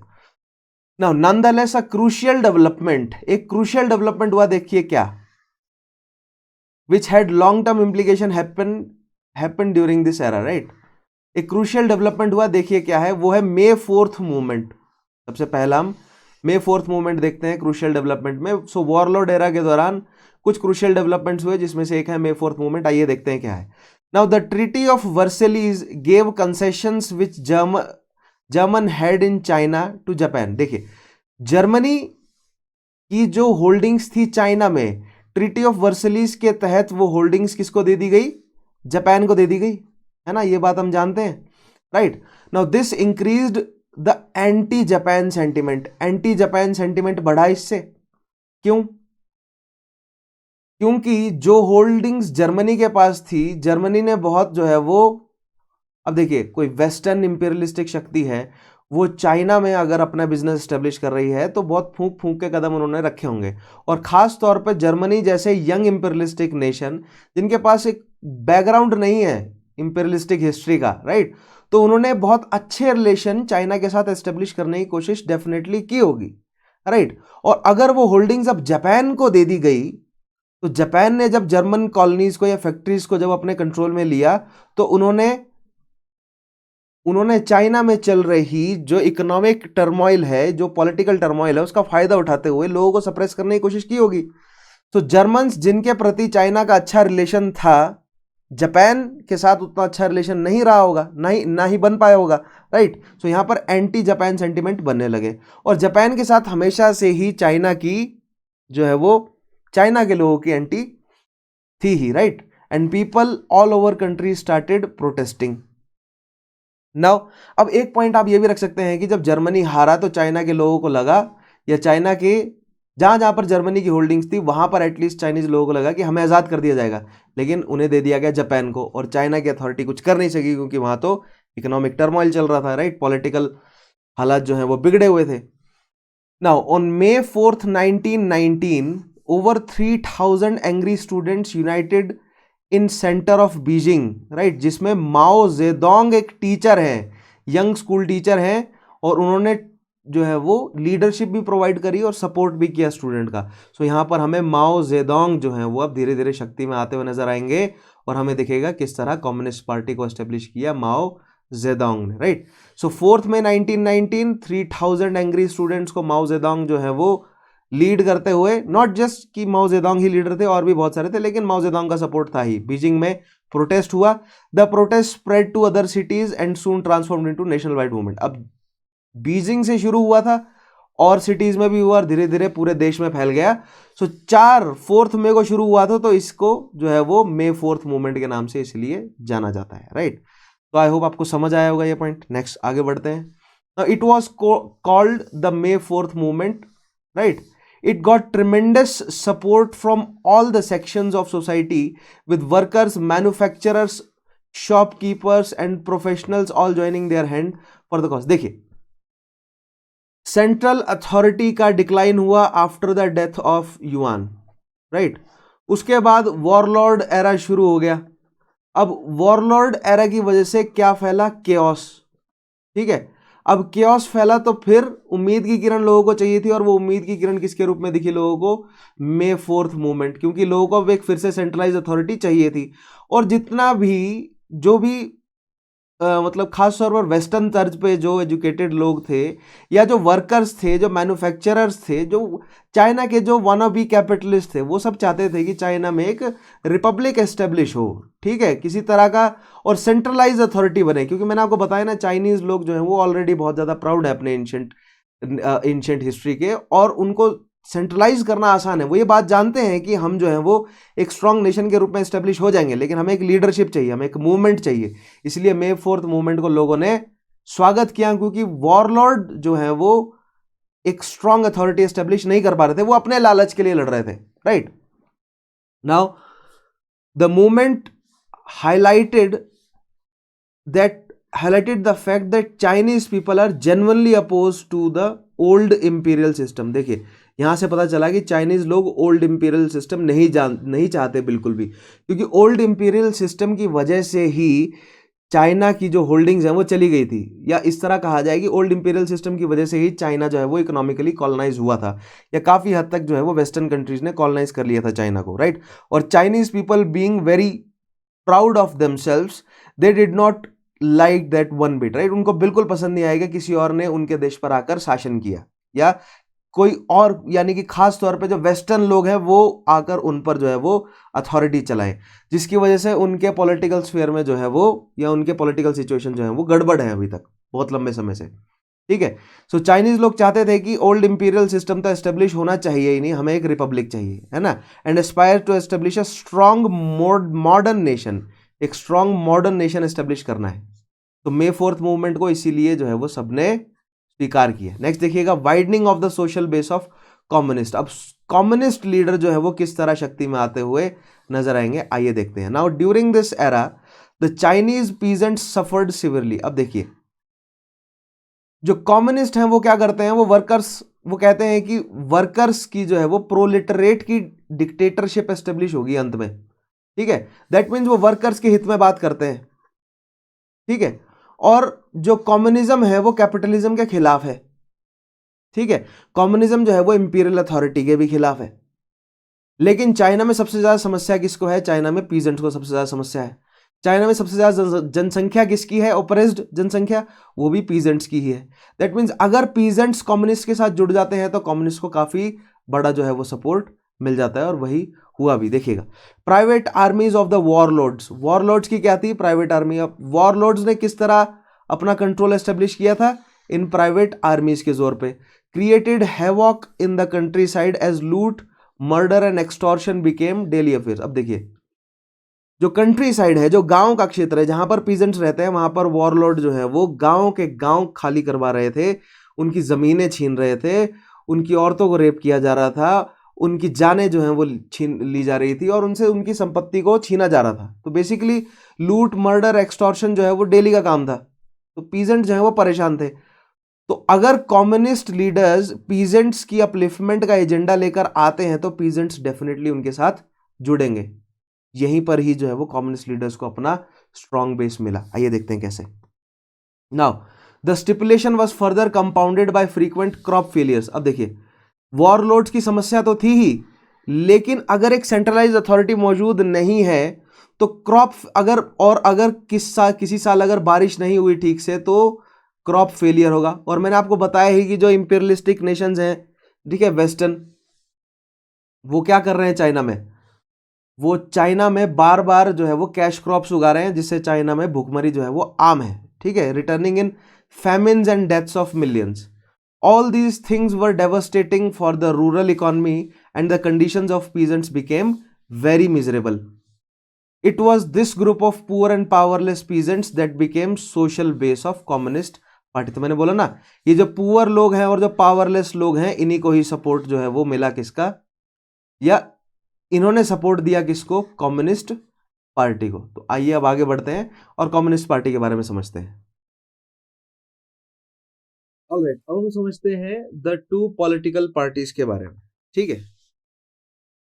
So the two political parties which played a very crucial role in the history of China during the era, which era, warlord era, और फिर उसके बाद दो wars के बीच का period, right, were the Communist Party of China and the National People's Party. So National People Party के बारे में समझते हैं सबसे पहले। The National People's Party या कुमिंटांग, जिसको हम KMT भी कहते हैं, was established by Sun Yat-sen in 1912, ठीक है, सुन यत सेन ने एस्टेब्लिश करी थी। Sun wanted to modernise China on basis of three principle. Sun जो है वो चाइना को मॉडर्नाइज करना चाहते थे। सबसे पहला प्रिंसिपल है नेशनलिज्म। तो मैंने आपको बताया ही कि किस तरह चाइनीज जो हैं वो काफी ज्यादा नेशनलिस्टिक लोग हैं, उनके अंदर कूट कूट कर भरी है अपने देश के लिए, अपनी खास तौर पर अपनी एंशिएंट ग्लोरी के लिए जो है वो प्राइड की फीलिंग उनके अंदर बहुत ज्यादा भरी हुई है। So to rid China of foreign influence China से हटाने के लिए and build the country into a strong and united power that is respected abroad, nationalism China के लिए बहुत जरूरी था। मैंने आपको बताया ना, चाइना के लोग जो है वो अपने एंशिएंट प्रेस्टीज को लेकर बहुत ज्यादा, उसके लिए स्ट्रॉन्ग सेंटिमेंट था प्राइड का, ठीक है। तो जो वेस्टर्न शक्तियां हैं उन्होंने धीरे धीरे जो है वो चाइनीज लोगों से उनकी इकोनॉमी को छीन लिया, उनको विवश किया कि कैश क्रॉप्स उगाए जाए, ठीक है। जो चाइनीज इंपीरियलिस्टिक जो चाइनीज मोनार्की है, उन्होंने स्पेशल कानून जो है वो बनाए, या स्पेशल जो है वो पावर्स, या काफी हद तक जो है वो चाइनीज लोगों से ऊपर रख दिया था सोशल स्टेटस में, किसे, अंग्रेजों को या यूरोपियंस को, जो कि चाइनीज लोगों को बिल्कुल भी पसंद नहीं था, राइट। आगे बढ़ते हैं। Next is democracy. डेमोक्रेसी जो है वो एस्टेब्लिश करना चाहते थे सुन यत Sen. China should not be ruled by warlords. Warlords क्योंकि अपने इंटरेस्ट के लिए काम कर रहे थे, उनका जनता से कोई मतलब नहीं था, but by people themselves after they had been educated to equip for democratic self government। लोगों को डेमोक्रेसी तभी मिलनी चाहिए या मिलेगी जब उनको एजुकेट कर दिया जाएगा डेमोक्रेसी के लिए, क्योंकि अगर आप लोगों को डेमोक्रेसी के लिए एजुकेट नहीं करेंगे तो डेमोक्रेसी का बहुत गलत तरीके से इस्तेमाल भी किया जा सकता है, राइट। उसके अलावा लैंड रिफॉर्म्स लाना जो है वो चाइना में बहुत अनिवार्य था, ठीक है। Sun announced long term policy of economic development.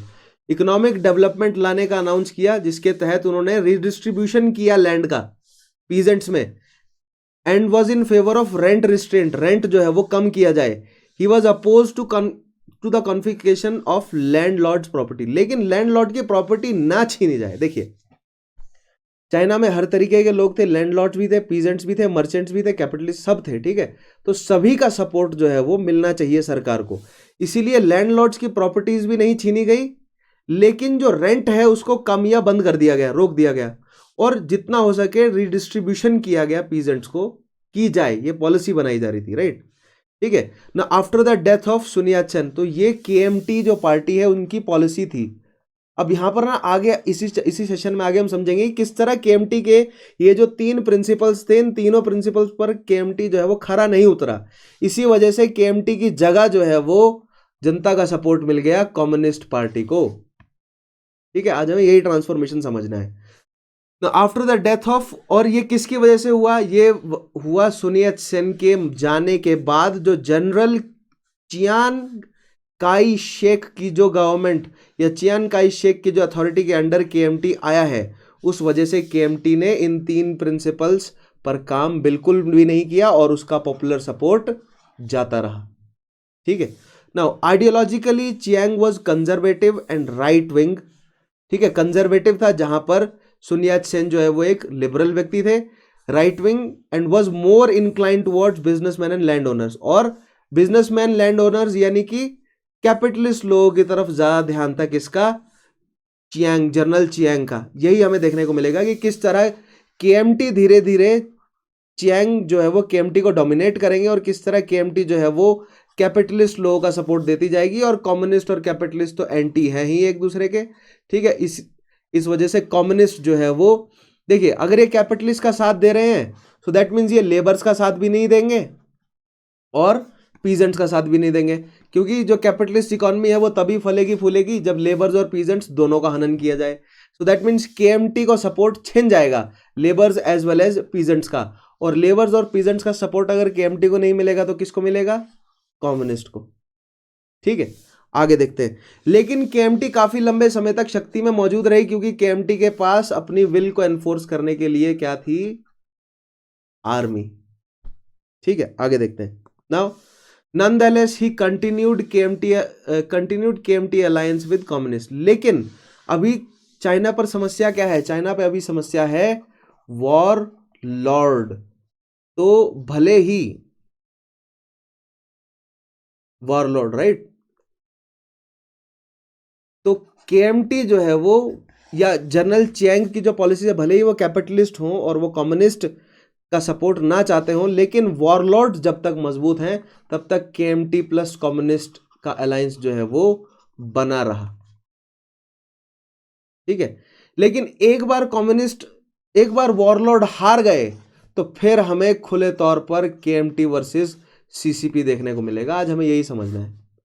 ठीक है, सो चाइना में क्या टर्मोइल देख रहे हैं, मोनार्की थी, मोनार्की खत्म हुई तो उसकी जगह केएमटी आई, उसकी जगह युआन आया। ठीक है, बेसिकली युआन भी एक मोनार्की लाने की कोशिश करी, उनकी डिक्टेटरशिप फिर उनकी मोनार्की, वो खत्म हुई तो फिर केएमटी आई। लेकिन केएमटी और सीसीपी का अलायंस जो है वो लड़ता रहा किससे, वॉरलॉर्ड से, क्योंकि युआन के बाद जो है वो कोई सेंट्रल अथॉरिटी नहीं थी, तो वॉरलॉर्ड्स ही पूरे चाइना पर शासन कर रहे थे। इन वॉरलॉर्ड्स को हराने के बाद फिर केएमटी ने सीसीपी को शक्ति से हटाने का काम किया। ये बहुत कॉम्प्लिकेटेड अभी आपको लग रहा होगा, लेकिन धीरे धीरे पूरा सिंप्लीफाई हो जाएगा। ठीक है, now the communist party in China. Communist party के बारे में समझते हैं हम। केएमटी के बारे में समझा हमने, सबसे पहले sun Yat-sen ने एस्टेब्लिश करी और फिर चियांग ने उसका क्या संभाला, उसका चार्ज संभाला। ठीक है, और जो युआन है वो भी केएमटी के मतलब एज अ मेंबर जो है वो प्रेसिडेंट बने थे, लेकिन उन्होंने अपने आप को डिक्टेटरशिप एस्टेब्लिश किया। ठीक है, घोषित किया, या उसके बाद एम्परर भी घोषित कर दिया था उन्होंने।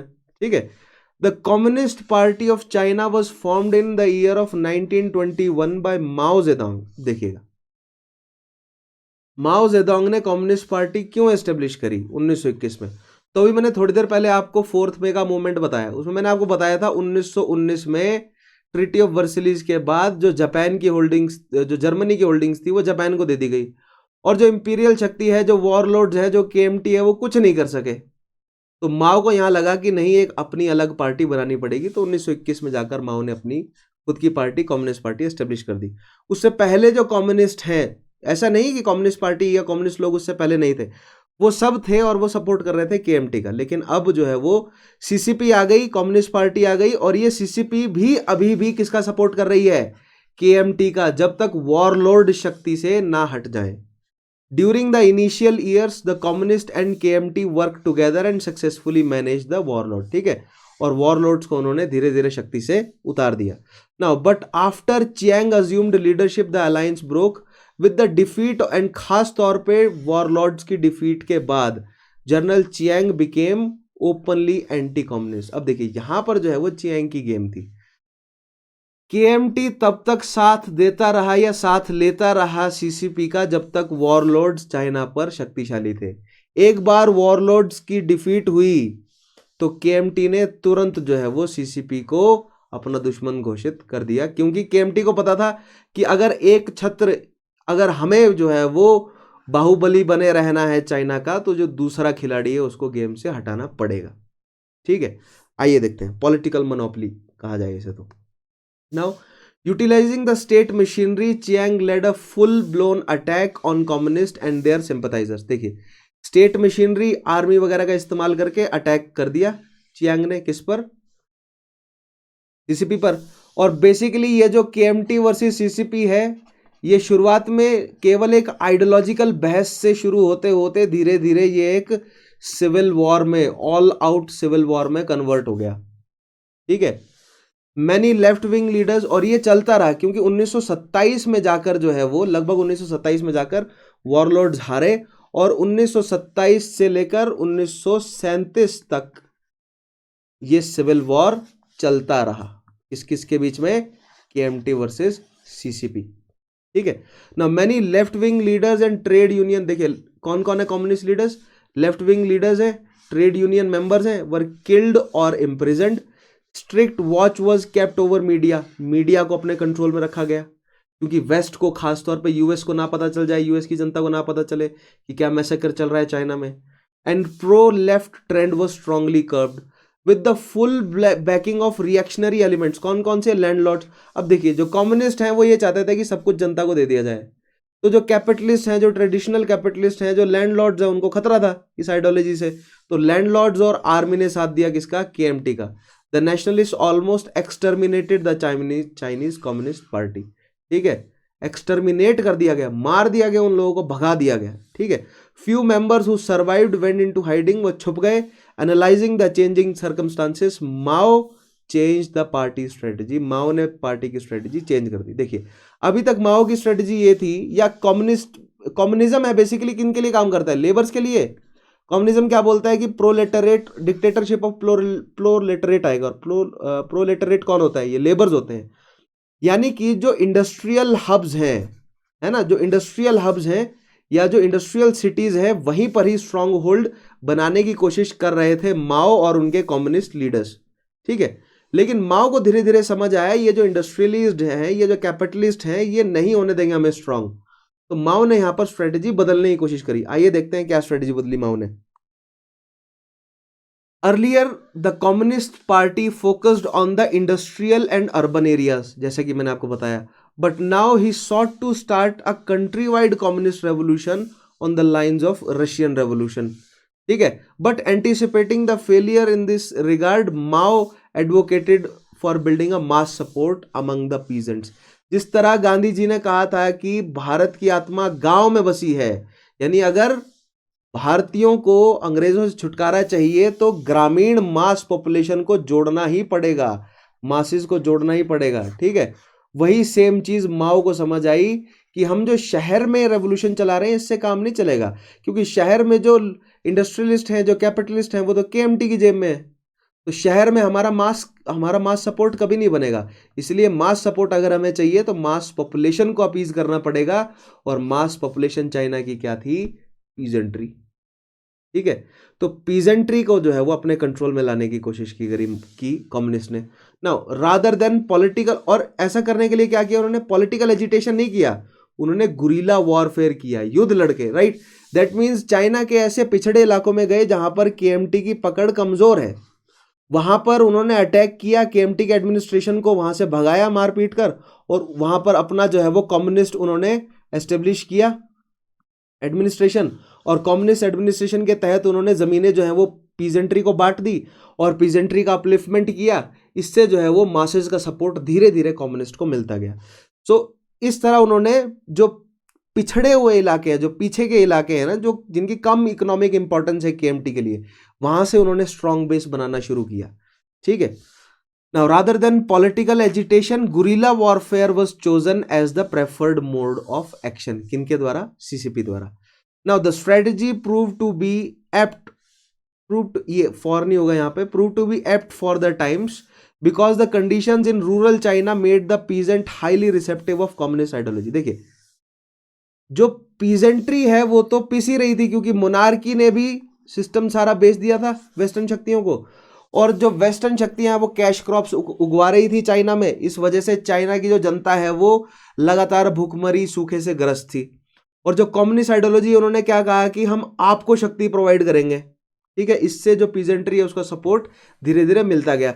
लेकिन जिस तरह केएमटी ने भी वादे किए थे उन वादों को पूरा नहीं किया। कम्युनिस्ट जो जो एरिया केएमटी से छुड़वाते गए वहां वहां पर उन्होंने अपने वादे पूरे करते गए। इस वजह से उनका पॉलिटिकल बेस बढ़ता गया। Now gradually support base of party increased and despite many attacks by the nationalists the party was increasingly challenging the system।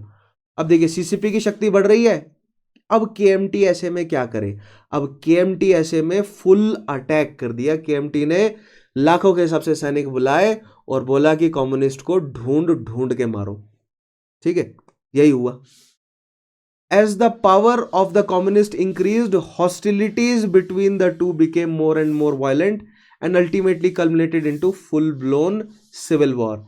KMT used army and state machinery to purge the society of communists, who in return used armed insurgency and guerrilla warfare. ठीक है, KMT ने army का use किया और दूसरी side communist ने जो जनता अपने साथ जोड़ी थी उनके जो पुराने आउटडेटेड हथियार है, ठीक है, भाले और ये तलवारें वगैरह, इनकी मदद से उन्होंने जहां जहां पर केएमटी की कमजोर है पकड़ वहां से केएमटी को उखाड़ते गए। Now despite considerable loss of life and that is in millions, no side was winning any decisive victory. दोनों साइड जीत नहीं रही थी, ठीक है। ऐसे में देखिए लॉन्ग मार्च होता है। लॉन्ग मार्च क्या है? ठीक, केएमटी जो है वो सरकार है केएमटी की, यानी आर्मी उनके डिस्पोजल में है, ठीक है। जो सीसीपी है वो क्या कर रही है? वो जनता को अपने साथ जोड़ती जा रही है। तो ऐसे में चियांग क्या करेगा? इन 1933 चियांग चेंज हिज स्ट्रेटजी। अब चियांग ने अपनी स्ट्रेटजी चेंज करी and started launching full scale offensive against communist. A huge force of about 700 army man, 700,000, 7 lakh सैनिकों को इकट्ठा किया गया कम्युनिस्ट के खिलाफ और एक फुल ब्लोन अटैक छेड़ दिया गया 1933 में। अब यहां पर आप ध्यान दीजिए 1931 में क्या हुआ था? जापान ने चाइना पर अटैक कर दिया था मंचूरिया वाले रीजन में।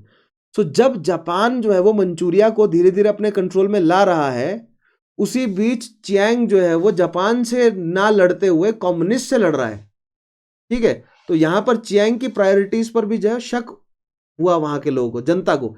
इससे चियांग की जो है वो धीरे धीरे पॉपुलैरिटी घटती भी गई या केएमटी की पॉपुलैरिटी धीरे धीरे घटती भी गई कि एक साइड जहां पर जापान अटैक कर रहा है आप 7 लाख सैनिकों को कम्युनिस्ट के खिलाफ लगा दे रहे हो, ठीक है। क्योंकि केएमटी को पता था कि मंचूरिया वाला रीजन तो छोटा है, अगर कम्युनिस्ट शक्ति में बढ़ गए तो पूरा चाइना ही हमारे हाथ से निकल जाएगा। इसलिए कम्युनिस्ट को हराना चियांग के लिए ज्यादा जरूरी था, ठीक है। A huge force of about 700,000 men was gathered to flush out communists from their mountain stronghold. Seeing the enormity of forces, the communists rightly realized that they stand no chance against the Chiang's forces. Rather than fight, they choose to fight. ठीक है, अब 7 लाख आदमी आपको मारने आ रहे हैं, ठीक है। कि जो सीसीपी उनको पता चला कि नहीं अभी भागने में ही समझदारी है, तो यहां से जो है वो उन्होंने भागना शुरू किया, ठीक है। Rather than fight, they chose to flight. In 1934, they began a difficult 6,000-mile long journey called Long March. ठीक है, अब इन्होंने मूव करना शुरू किया नॉर्थ वेस्टर्न साइड चाइना के, जहां पर रशिया का सपोर्ट इनको मिल सकता था और वहां पर इनको रिलेटिव सेफ्टी मिलती रशिया के सपोर्ट में, किससे? केएमटी से। तो उस साइड उन्होंने भागना शुरू किया। 6,000 माइल की जर्नी थी। The roughness of the terrain and the harshness of weather made the journey more difficult.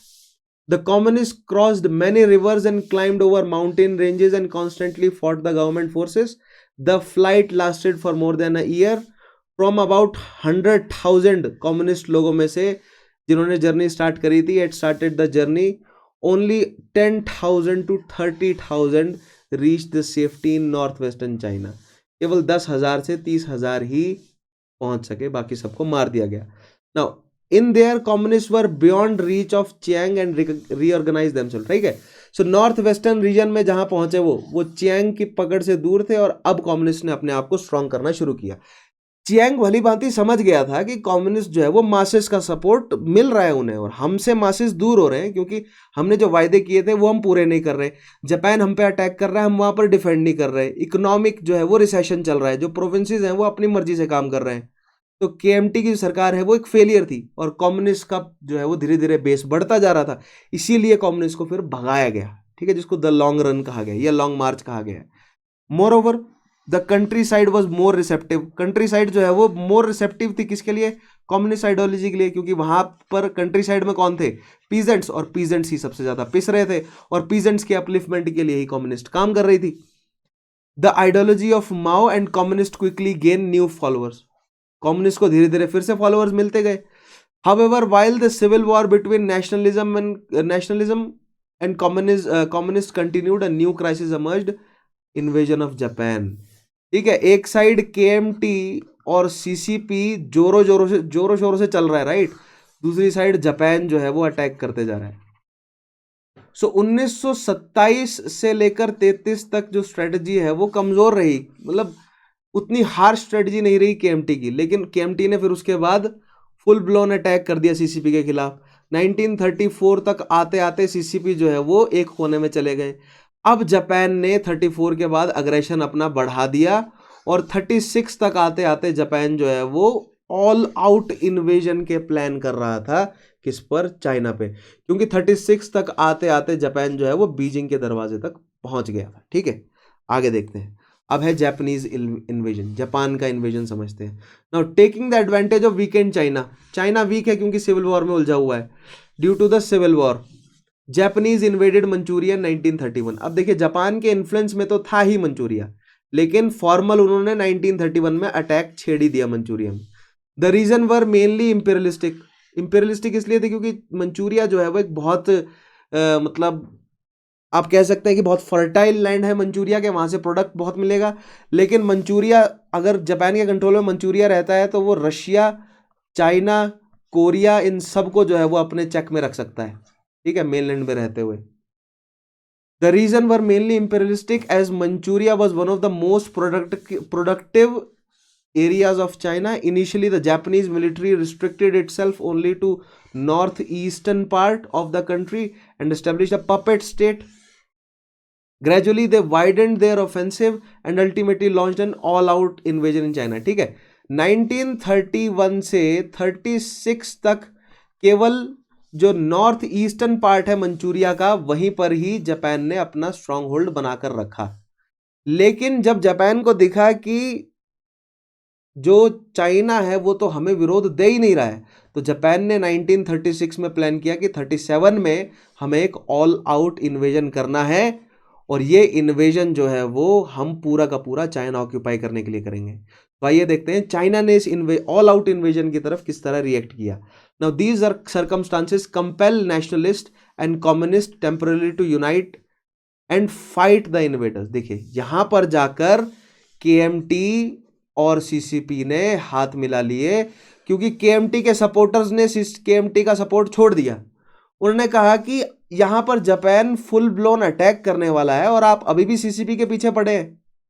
तो यहां पर चियांग को सीसीपी से हाथ मिलाने ही पड़े, ठीक है। और अब इन दोनों ने एक बार फिर से जो है वो हाथ मिलाए फॉरेन इन्वेडर की तरफ, राइट। पहले वॉरलॉर्ड से लड़ने के लिए सीसीपी और केएमटी जुड़ा था, अब जापान से लड़ने के लिए सीसीपी और केएमटी जुड़ा है। आगे देखते हैं।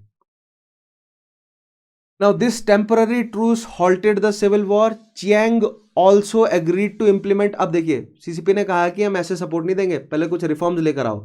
तो और सभी लोगों ने कहा चियांग को कि रिफॉर्म्स लेकर आओ, आपने 10 साल हो गए, आपने बुरा हाल कर रखा है, ठीक है। सो Chiang implemented reforms in the country to improve social, economic and political situation, ultimately with the help of America, ठीक है। अब 1937 में ये अलायंस क्रिएट हुआ, CCP plus KMT with the help of US. 1937 से 45 में जाकर फाइनली जापान हारा।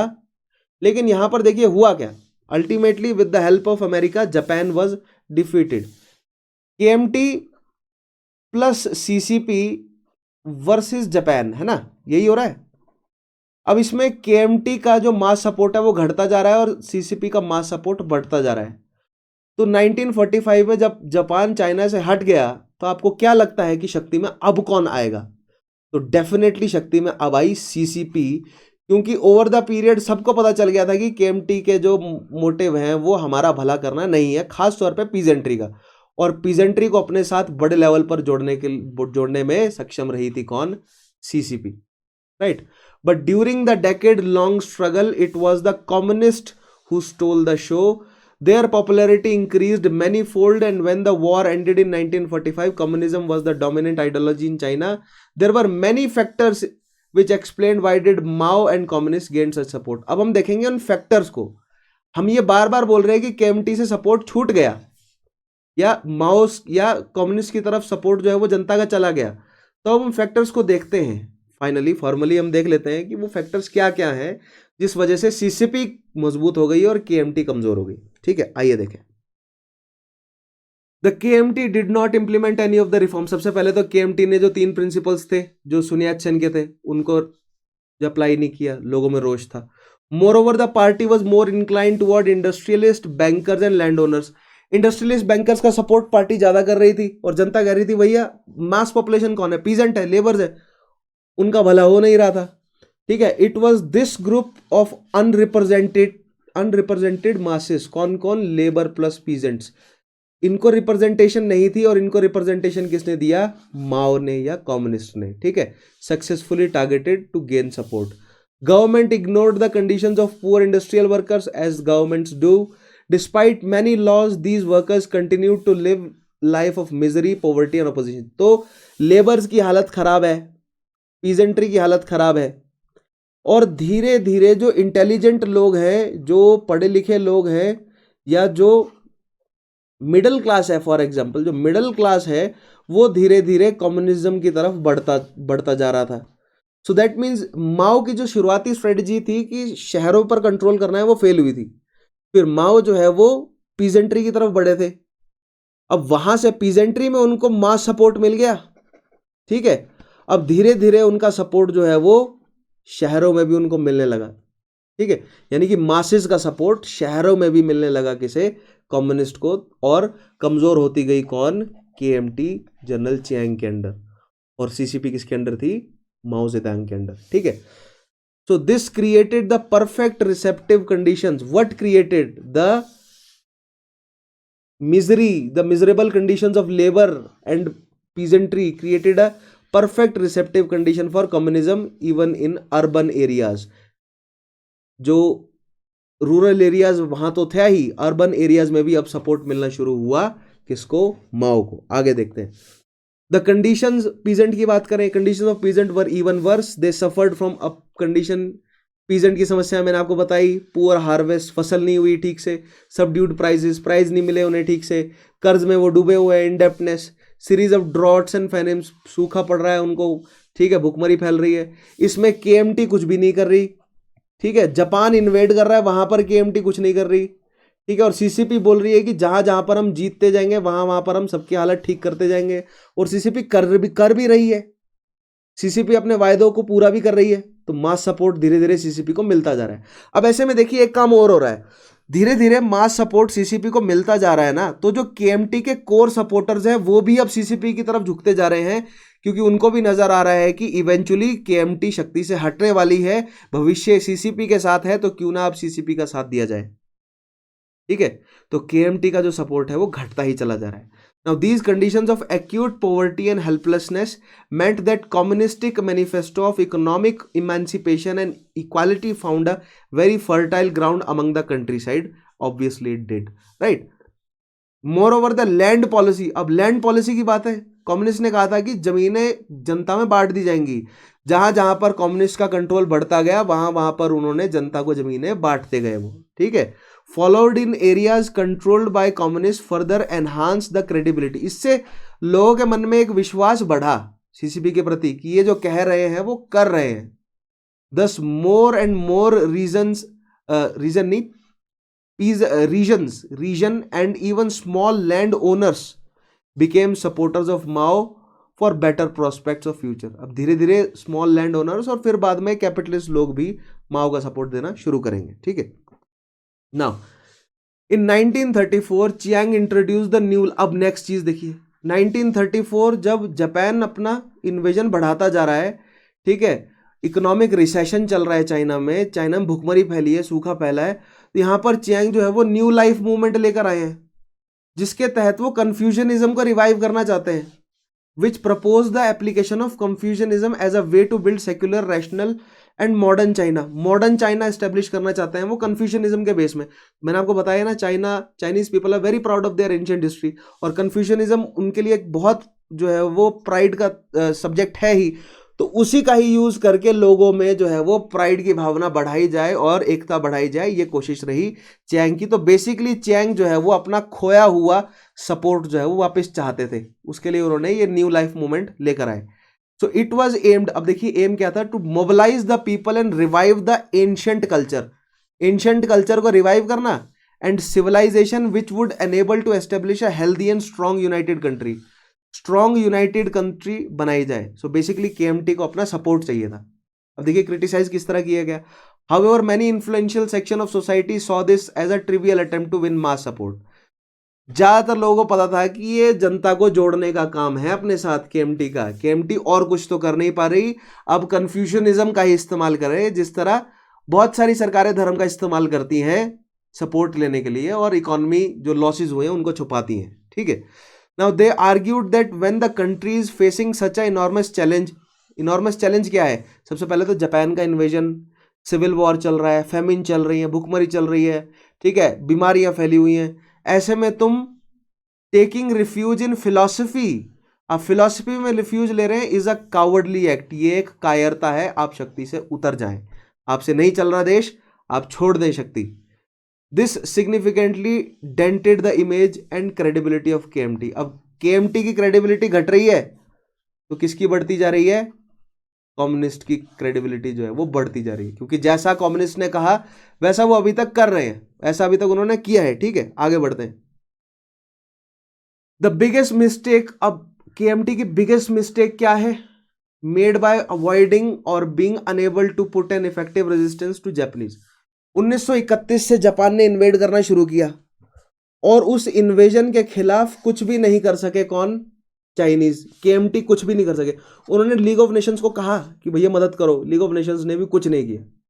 तो जनता में रोष बढ़ा कि एक साइड जापान इन्वेड करता जा रहा है और अब दूसरी साइड सारा आपने अपना ध्यान जो है वो सीसीपी की तरफ लगाया हुआ है, ठीक है। सीसीपी हमारी समस्या नहीं है, हमारी समस्याएं और है, उनकी तरफ ध्यान दीजिए। तो मास सपोर्ट जो है वो केएमटी से छीनता जा रहा है, राइट।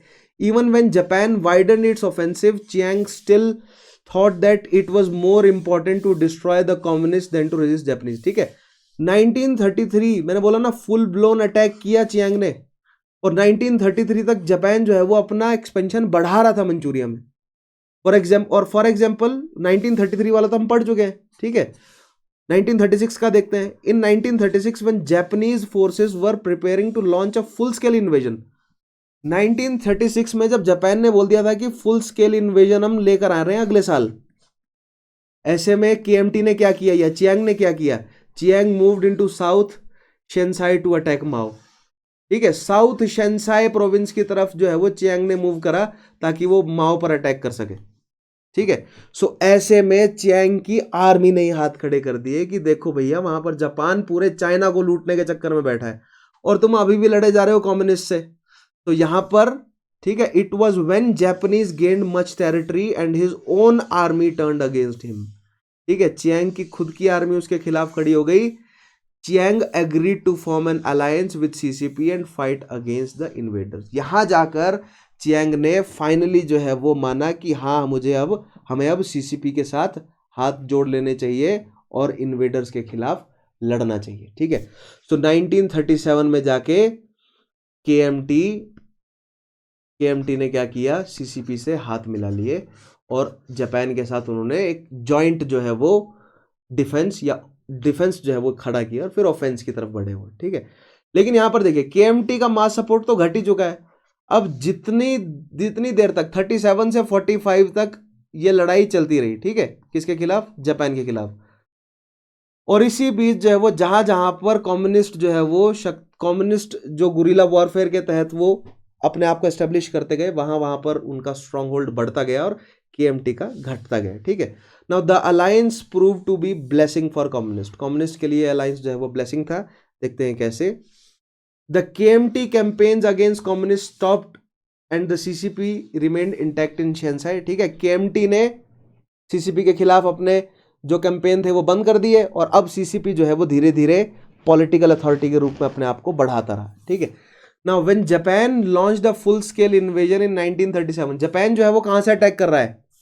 जापान अटैक कर रहा है नॉर्थ वेस्ट से, नॉर्थ ईस्ट से, और नॉर्थ ईस्ट में ही कैपिटल है बीजिंग। तो जापान ने जब मंचूरिया के अंदर एंटर किया तो बीजिंग आ गया कंट्रोल में, तो KMT का जो स्ट्रॉन्ग होल्ड है वो उनसे छिन गया। और जो माओज हैं, जो कम्युनिस्ट हैं, वो साउथ चाइना में एक्टिव हैं, ठीक है। और वहाँ पर जो है वो CCP ने अपने आप को स्ट्रॉन्ग किया हुआ था और उन्होंने स्ट्रॉन्ग जो है वो डिफेंस दे रहे थे वो किसे? जापानीज को। When Japan launched the full-scale invasion in 1937, the KMT forces were quickly defeated and most of eastern China was occupied by Japanese. This enabled the communists to present themselves as patriotic nationalists, leading an effective guerrilla campaign against the Japanese. These developments immensely increased the support base of CCP, whereas in 1937 the CCP possessed only 5 base areas with a population of 12 million people. By 1945 this has increased to 19 base areas, combined population of 100 million people. देख रहे हैं आप, जैसे ही attack किया KMT का तो हट गया सिस्टम, CCP जो है वो अब स्ट्रांग होती गई। 1937 में केवल 12 मिलियन लोग थे और केवल 5 रीजन पे कंट्रोल था CCP का। 45 तक आते आते 19 बेस एरिया कंट्रोल में थे CCP के और लगभग 100 मिलियन लोग जो हैं वो इन्फ्लुएंस में थे CCP के। तो CCP की शक्ति बढ़ती गई और इवेंचुअली 1945 में जापान की हार के बाद वर्ल्ड वॉर 1 में जो पार्टी शक्ति में आई या जिसने सरकार बनाई चाइना में वो थे CCP, ठीक है। सो आई होप आज आपको समझ आया होगा कि वर्ल्ड वॉर से पहले, वर्ल्ड वॉर के दौरान और सेकंड वर्ल्ड वॉर से पहले जो है वो क्या पॉलिटिकल सिनेरियो रहा है चाइना का, किस तरह चाइना की मोनार्की सबसे पहले खत्म हुई, उसकी जगह जो है वो युआन की डिक्टेटरशिप आई, उसके बाद वॉरलॉर्ड्स आए, वॉरलॉर्ड्स को हराकर KMT शक्ति में आए और KMT के बाद आए CCP, ठीक है। तो आई होप ये पूरा का पूरा ट्रेंड आपको आज समझ आया होगा, ठीक है। सो आज के टॉपिक में जो मैंने सवाल पूछे हैं उनके जवाब आप मुझे कमेंट के माध्यम से देंगे। उसके अलावा जो पिछले टॉपिक अगर आपने नहीं देखे हैं so make sure you watch all those previous sessions, उन प्रीवियस सेशंस को देखना आपके लिए बहुत जरूरी है। तो आज के टॉपिक को मैं यहाँ खत्म करता हूँ, मिलूंगा मैं आपसे अगले सेशन में, तब तक के लिए अपना ध्यान रखिएगा। Take care, have a nice day.